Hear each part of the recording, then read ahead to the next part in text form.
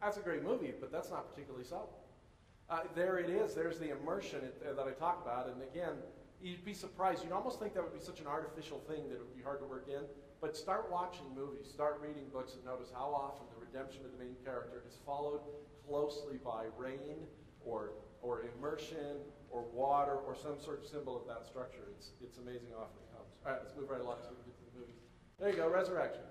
Someone, that's also self-explanatory. Someone dies and comes back to life. Usually the hero, often the Christ figure, but not always. And they die and they come back to life, or they appear to die and come back to life. Again, if it's a fantasy movie, they'll often not actually die. If it's a superhero movie, they always actually die. If it's Jack Bauer, he always actually dies and it turns out to come back to life. And yet in other movies where they don't want to go that far, it's an appearance of death. It's the same kind of thing. Think of Rocky Balboa, who's basically dead, right? He's been knocked out, he's laying there, he's bloody, he's a pulp, and then he stands back up and everybody goes, yeah! Right? And that's any of the Rocky 19 movies, right? Because resurrection is a key theme in the Rocky movies, all right? As is redemption, which is one of the problems. By the time you get to Rocky 446, it's hard to imagine why this guy keeps needing redemption. You just kind of want to give up on him at that point. But nonetheless, yes, justice is wrongs being righted, innocence vindicated, guilt punished. And then finally, a theme called alternate worlds. You have one normal drab world, our world, and then you have a more exciting, more colorful world. And often the Christ figure is the only one who actually moves between the two worlds easily. Sometimes the fellowship does.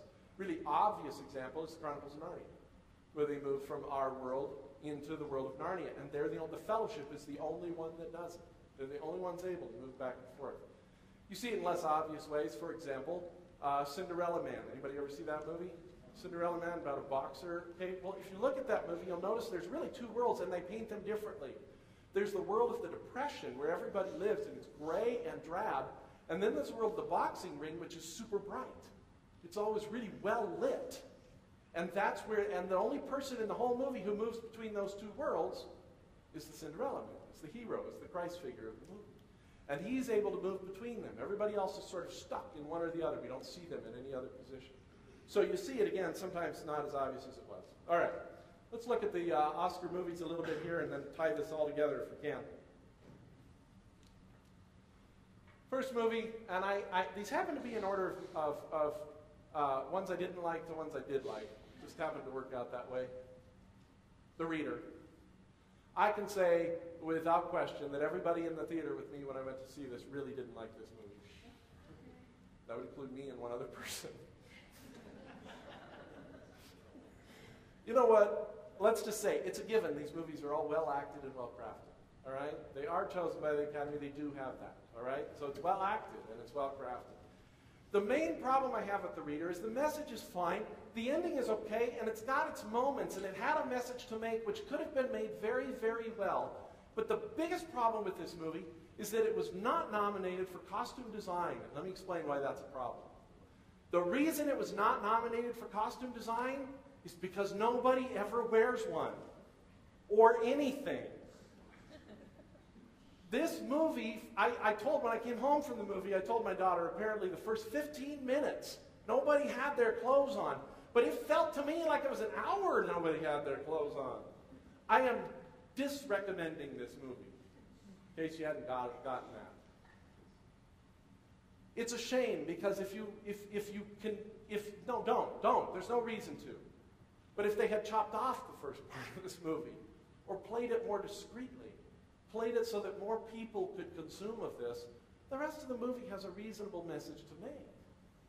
But it's so lost. And I want to make a point about this that applies to this and the next movie that I'm going to mention, which was Milk. Both Milk and The Reader have one thing in common that I think is very telling about our culture and very problematic.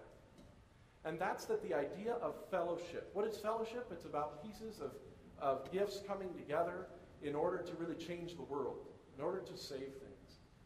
The problem is that both of these movies are very much stuck on a very common idea in our culture today, that the closest we can get to real fellowship is sex.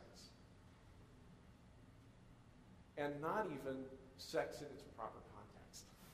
Here's the problem. God created sex. And he created it as a beautiful and wonderful expression of incredible intimacy. Without getting graphic and mixed company, you can see that it mirrors fellowship as we've talked about. That people have different physical characteristics which come together in a way which provides a transcendent spiritual experience as well as a physical one. But the problem is that both Milk and the reader take this idea of sex completely out of the context in which it was intended and put it into context which at one time would have been unthinkable to display in popular culture. And for example, in the reader, it's not just that nobody has their clothes on. And it's not just that it's all about sex for the first part of the movie, but it's about an extremely unhealthy relationship between a grown woman and a boy. 14, I think it's supposed to be. And it's this picture of fellowship and intimacy which is totally corrupt. And I think it is reflective of our culture in this fashion. As we went around and knocked on people's doors, I said this the other day, and I'll go ahead and say it here, and I'm sure it's a hugely broad generalization. We've only knocked on a few doors over the course of our service projects, but one thing we're beginning to realize is nobody answers their door and everybody has a dog.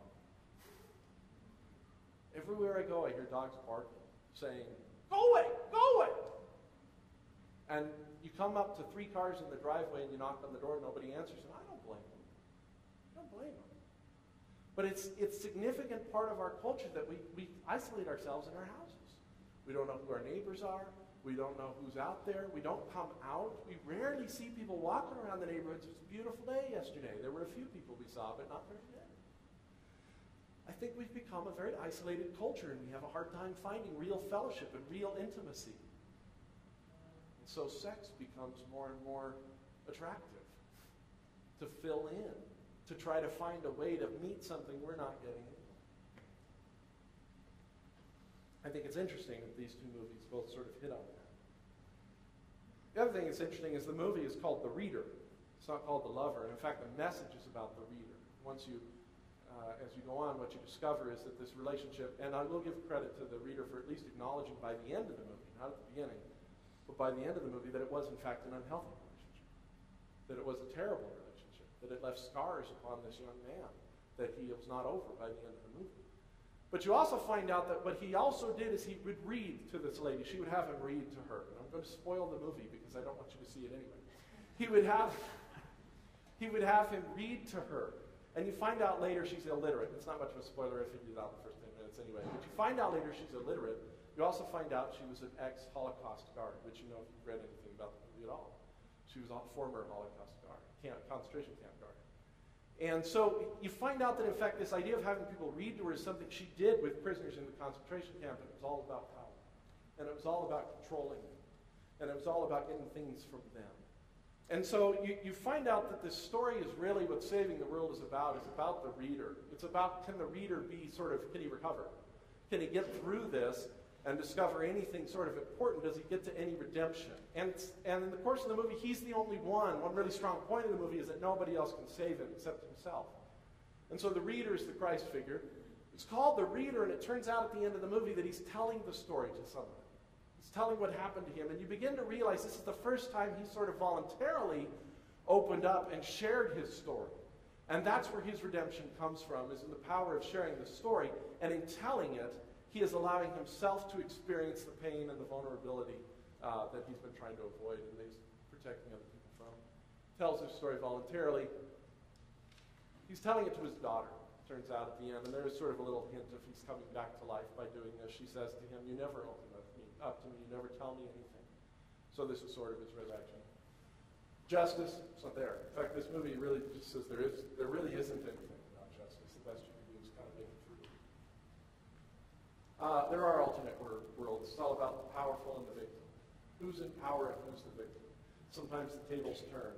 But part of the point seems to be that if you can choose the timing and the place of the telling of your story, if you choose, in a sense, to be vulnerable and open, then there's power in that. That's not a bad message, in fact. It's just got there in a really horrible, lousy way. And since I've already told you the message, now you don't have to go watch the